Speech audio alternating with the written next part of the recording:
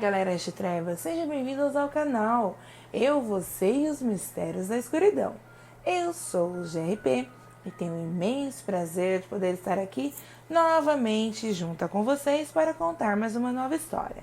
Peço a vocês, se inscrevem no canal, deixe o seu like e nos envie a sua história. Teremos prazer em comentar a sua história aqui no canal. Hoje teremos a nossa quarta maratona de relatos. Bora pro relato, galerinha! O primeiro relato de hoje aconteceu com a escrita Zete, em duas partes de início no ano de 1990 e 27 anos depois, para ser mais exata, em fevereiro de 2017.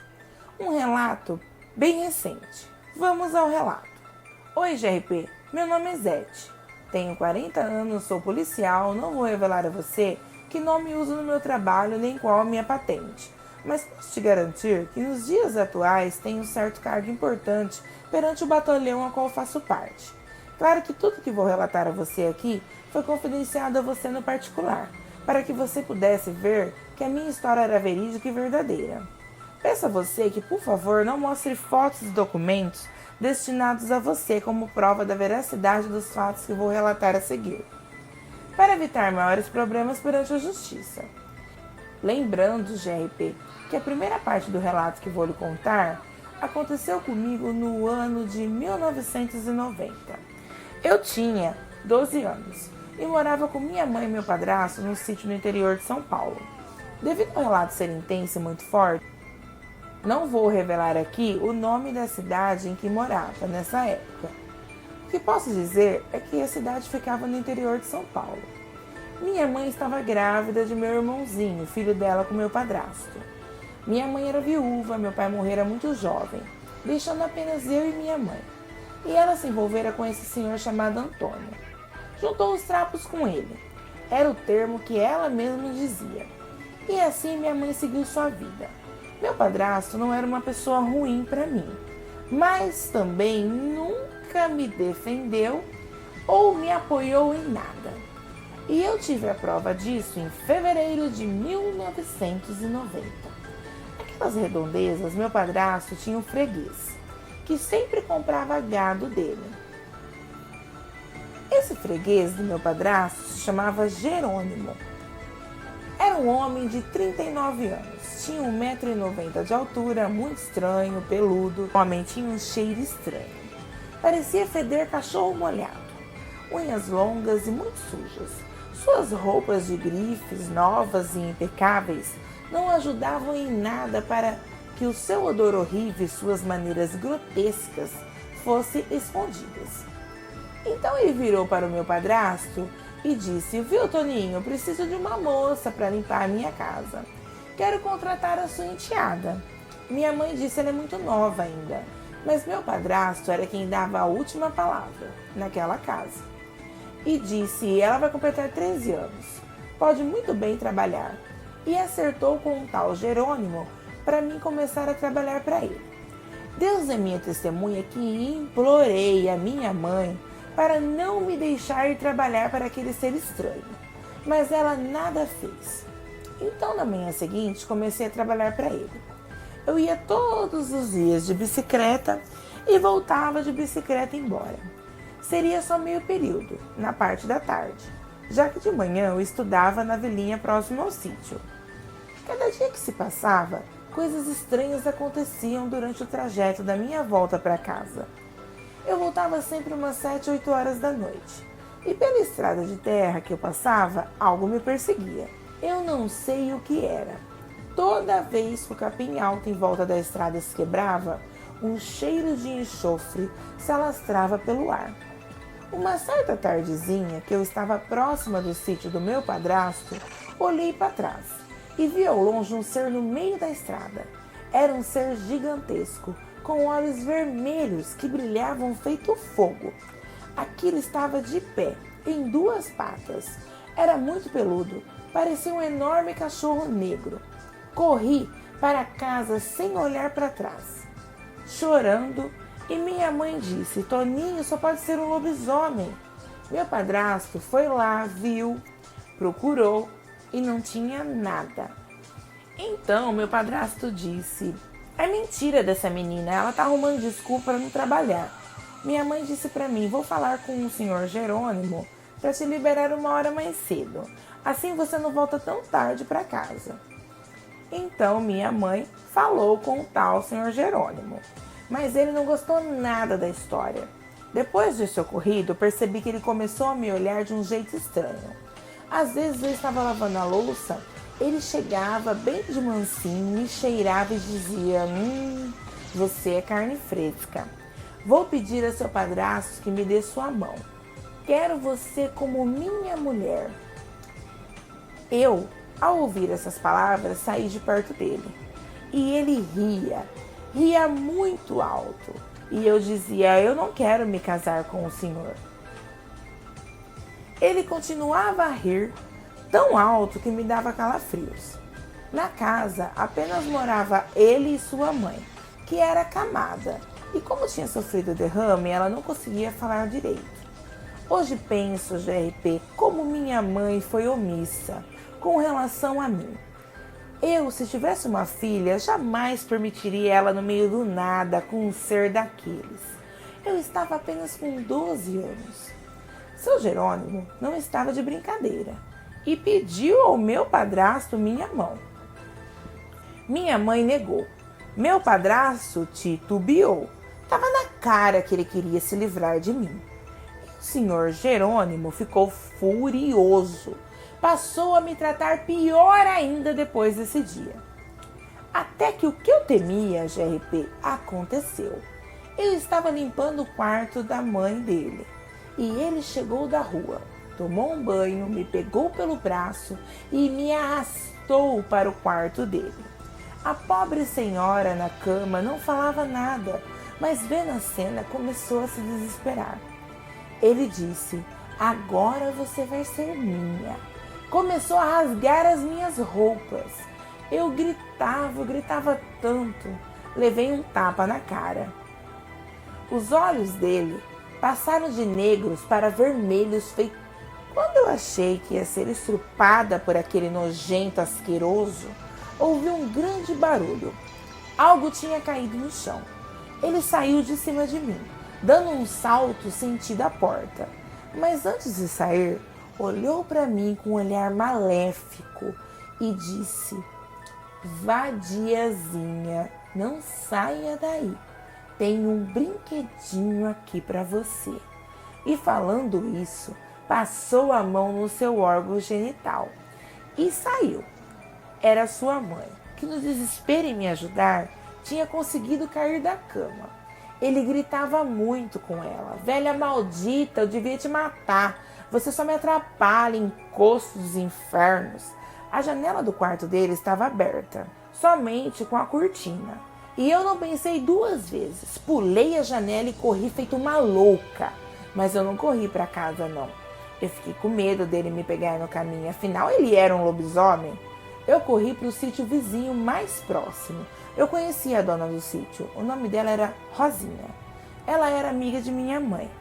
Chegando lá, toda roxa, arranhada, com as roupas rasgadas, seminua, chorando muito, contei a dona Rosinha o que aconteceu. E ela me ajudou. Acreditou em cada palavra minha. Me deu um banho, roupas novas, e assim que seu marido chegou, eles me levaram até o sítio do meu padrasto. Chegando lá, qual foi a minha surpresa quando meu padrasto começou a gritar comigo, vadia, sem vergonha, e até queria me bater.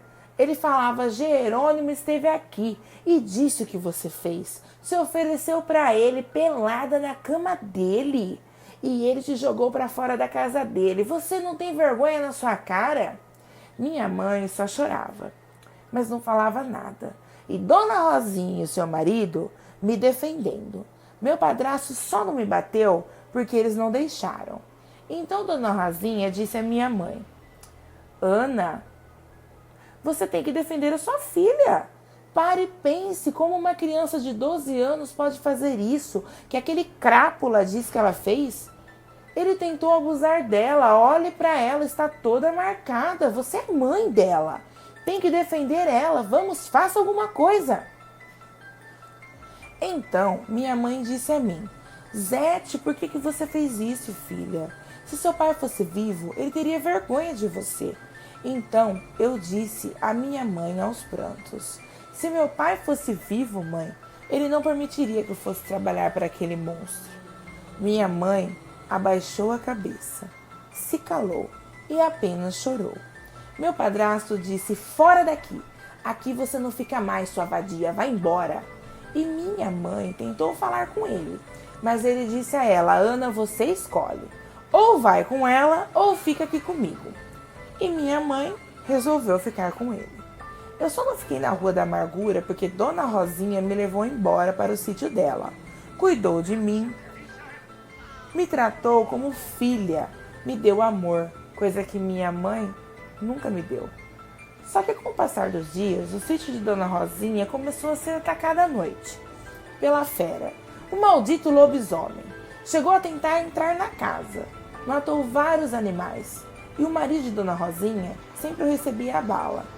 Aí então a fera corria e ia embora. Depois desse ocorrido, Dona Rosinha decidiu que eu não poderia mais ficar ali. Eu não estava segura e me enviou para outra cidade bem longe dali, onde sua filha estudava e morava. Cidade essa que mudou a minha vida totalmente, GRP, aonde resido até hoje. O que posso dizer é que fica no estado do Paraná. Dona Rosinha e seu marido forneceram o dinheiro necessário mensalmente para sua filha, para que ela pudesse cuidar de mim, para que eu pudesse estudar, ter uma boa formação acadêmica. E foi assim que eu conheci Clara, a filha deles. Ela era um pouco mais velha que eu, tinha 20 anos. Eu tinha acabado de completar 13. E assim foi, comecei minha nova vida. A partir do dia que saí do interior de São Paulo e me mudei para o estado do Paraná. Carregava comigo uma enorme mágoa e uma sede intensa de vingança. Dona Rosinha sempre nos visitava, umas 2 vezes no ano, e eu sempre tinha notícias da minha antiga família, através de Dona Rosinha. Não que eu me interessasse, mas Dona Rosinha dizia que eu deveria perdoar minha mãe e meu padrasto.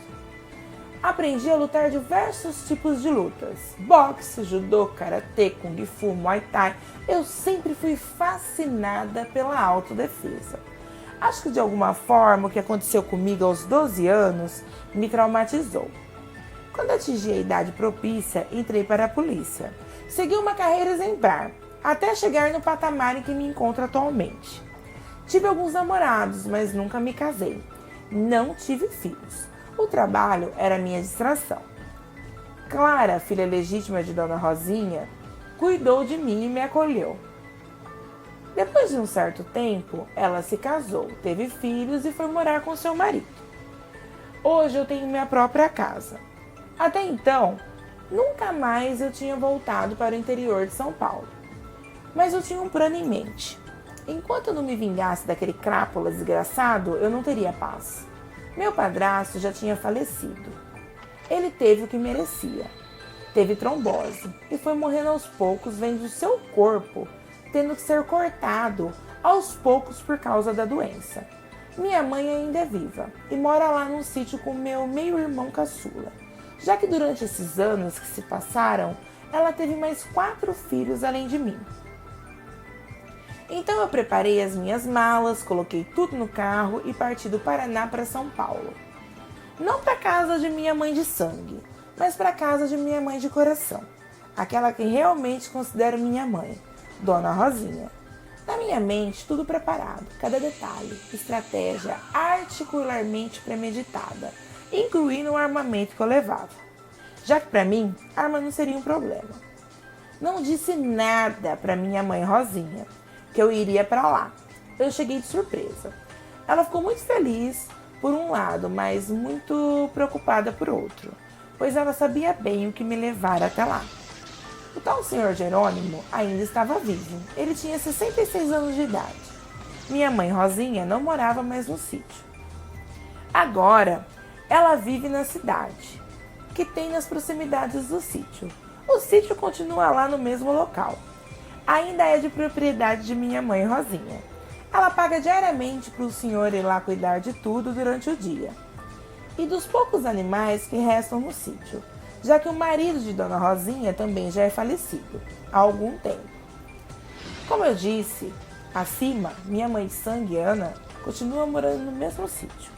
Fiquei 2 dias na casa de minha mãe Rosinha na cidade e depois, mesmo contra a vontade dela, parti para o sítio. Fiquei hospedada lá. Durante o percurso, passei nas proximidades do sítio de minha mãe de sangue, mas não tive coragem de parar lá. O meu orgulho falou mais alto. Passei pelo sítio daquele maldito Jerônimo e tudo veio à tona. Tudo veio à minha mente novamente. Nada mudara. Tudo estava do mesmo jeito. Segui caminho na estrada para o sítio de minha mãe Rosinha. Chegando lá... Bom, galera Trevas, devido ao relato ser muito grande, vou dividir ele em 2 partes. Então vocês vão poder saber do desfecho final desse relato na próxima maratona do canal. Vamos ao segundo relato de hoje. Olá, JRP. Me chamo Denise. Sou moradora de Goianazes do Pará. Quero confidenciar a vocês, seus inscritos, alguns relatos que aconteceram comigo. Vamos ao relato. Há 3 anos atrás eu estava casada. Eu e meu ex-marido estávamos deitados em casa. Já eram 10h30 da noite. Então, do nada, começamos a escutar um bode berrando na porta de frente da casa. Achamos aquilo estranho, mas deixamos aquilo de lado. Aí passou-se 3 dias, eram as 8 horas da noite.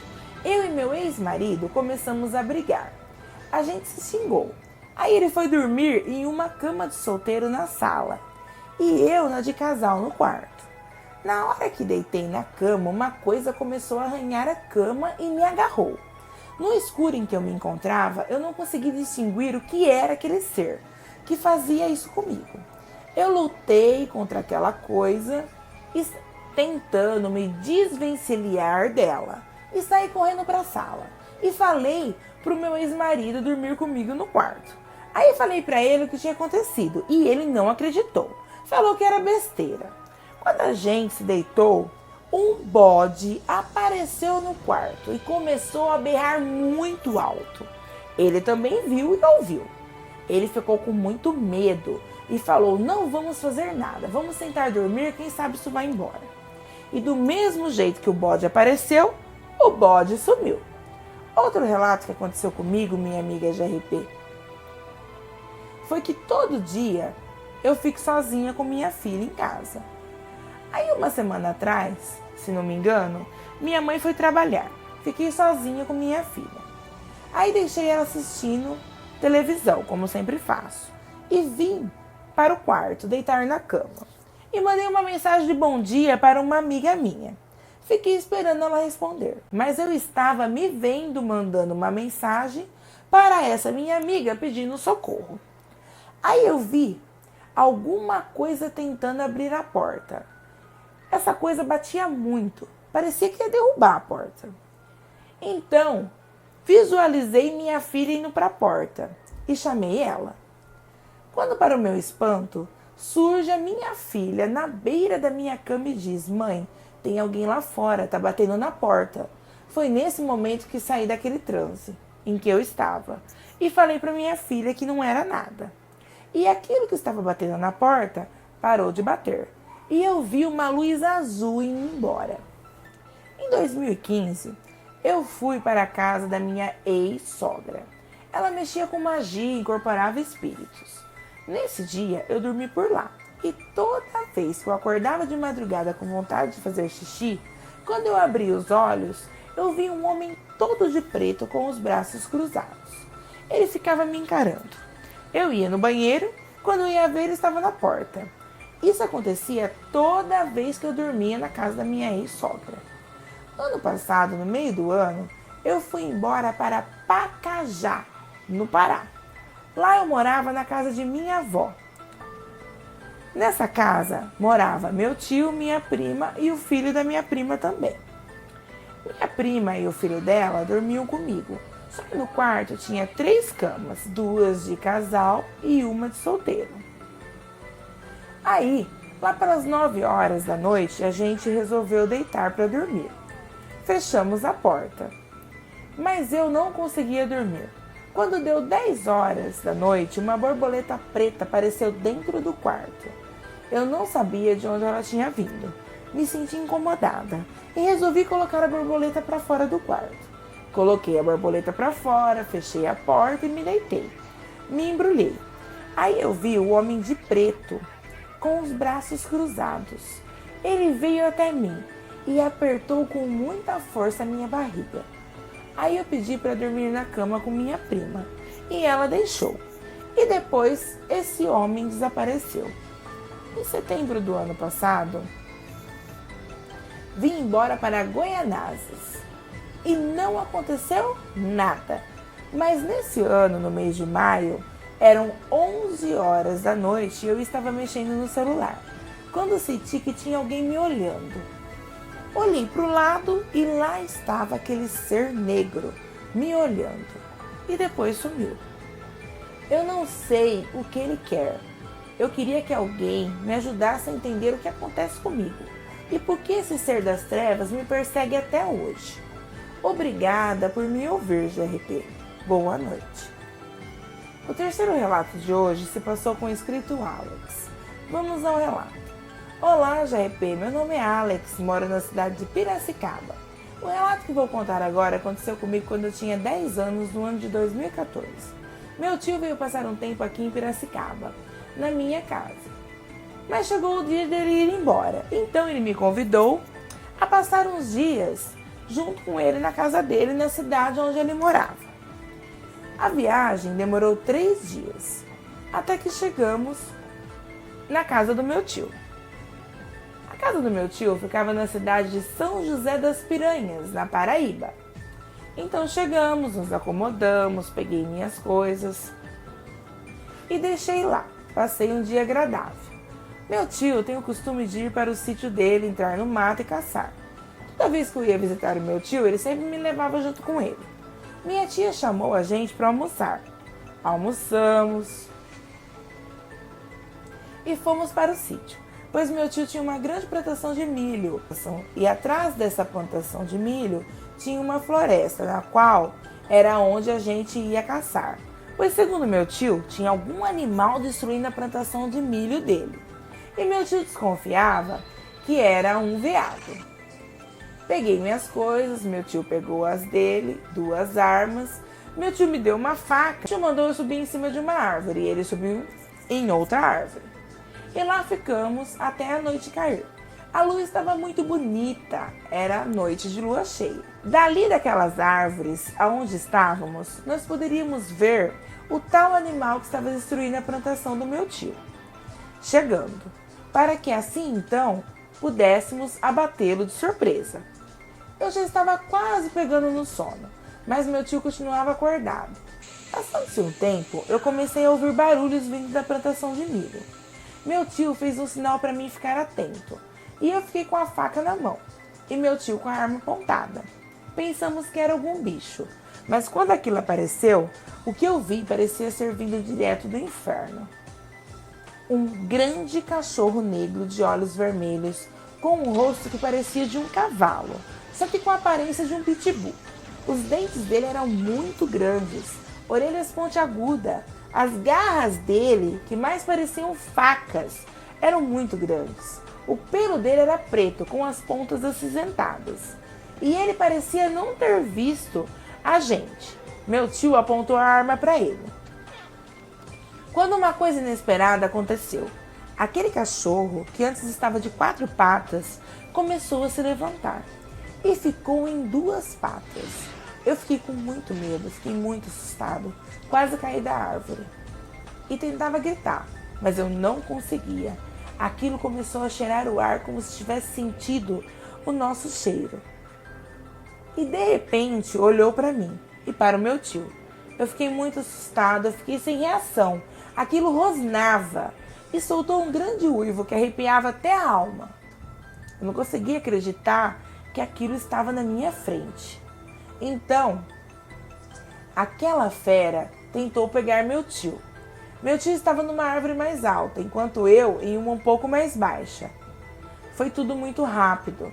Na hora que a fera tentou pegar meu tio, Ele, no susto, tentou se desvencilhar do animal. Então a fera veio na minha direção. Meu tio, vendo que ele veio para cima de mim, na árvore, tentou atirar. Mas na escuridão em que estávamos, com a copa das árvores, ele ficou com medo de atirar e me acertar. Foi aí que aquilo tentou pular para me pegar. Eu lembrei da faca. Na hora que aquilo deu um pulo, eu consegui furar o seu olho esquerdo. Não me perguntem de onde tirei força, mas quando você está entre a vida e a morte, você é capaz de tudo para sobreviver. Aquilo saiu correndo no meio do mato, dando vários gritos e gemidos. Quando eu e meu tio nos entreolhamos assustados e atônitos. Meu tio falou para mim: não desça, fique aí, vamos ficar aqui até o dia amanhecer. Assim que amanheceu, fomos embora. Eu não parava de pensar naquele bicho. Depois do ocorrido, voltamos para o sítio e, em seguida, para a casa de meu tio. Fomos então fazer compras. Tinha um bar que meu tio adorava passar para beber. Então eu e meu tio fomos nesse bar. E tinha um rapaz no bar que não gostava muito do meu tio. Esse cara estava saindo do bar quando me avistou e olhou para mim com um olhar raivoso. E eu pude notar que no olho esquerdo dele estava um tampão, um curativo. Foi quando eu reparei que foi bem ali onde eu dei a facada. Fiquei assustado na hora e com muito medo. Aquele moço olhou para mim e falou: você teve sorte, da próxima vez eu vou te matar, você e seu tio. Meu tio começou a brigar com o moço. Meu tio deu vários socos nele e aquele moço começou a brigar com meu tio, devolvendo-lhe o soco. E a confusão se armou. Até que o dono do bar saiu e separou os dois. Aquele moço foi embora em direção à sua casa. No outro dia, passamos em frente da casa daquele homem. E a casa estava fechada. Aquele homem tinha ido embora da cidade. E foi nessa hora que eu e meu tio tivemos a certeza que aquele homem era o lobisomem. Essa foi a minha experiência com o lobisomem de RP. Nunca, enquanto eu existir, eu vou esquecer aquele ser. Por sorte, eu e meu tio sobrevivemos àquela noite fatídica. O quarto relato de hoje aconteceu com o escrito Severo. Vamos ao relato. Olá, minha amiga de RP. Boa noite, me chamo Severo, tenho 58 anos. A história que vou descrever a você não aconteceu comigo, mas sim com meu pai. Prefiro não revelar o seu nome. Meu pai contava essa história com riqueza de detalhes. Nesse tempo eu ainda não havia nascido. Meu pai tinha 32 anos e trabalhava em Pernambuco, na cidade de Barreiros. Meu pai era maquinista de locomotiva, da usina Una. Em uma certa noite, ele foi entregar cana-de-açúcar para a usina, como era de costume. Ele disse que saiu de Bom Jardim, em Pernambuco, e quando chegou em um certo ponto, o clima esfriou drasticamente, chegando a apagar a fornalha da locomotiva, que era a vapor. Ele ficou surpreso, porque foi um acontecimento extremamente estranho, que nunca tinha acontecido. E a locomotiva simplesmente foi caindo a velocidade até parar. Ele disse que quando a locomotiva parou, os operários que trabalhavam junto com ele foram perguntar a ele o que estava acontecendo. Foi nessa hora que meu pai escutou um grito. E um dos homens que trabalhava com ele entrou na cabine correndo, gritando pelo nome dele e dizendo: olha pra lá! Quando desceram com o lampião em mãos, os operários levaram um baita susto e saíram correndo disparada, deixando a locomotiva e correndo de volta para Bom Jardim. Meu pai disse que a criatura que ele viu era um homem no escuro. E esse homem começou a se retorcer. Corria para o canavial, se jogava nos trios, se retorcia.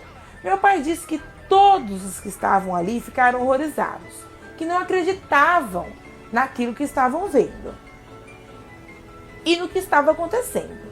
O homem se transformou em uma criatura horrível, parte gente, parte bode, e tinha 2 metros de altura. Aquela criatura estourava e gritava berros horríveis.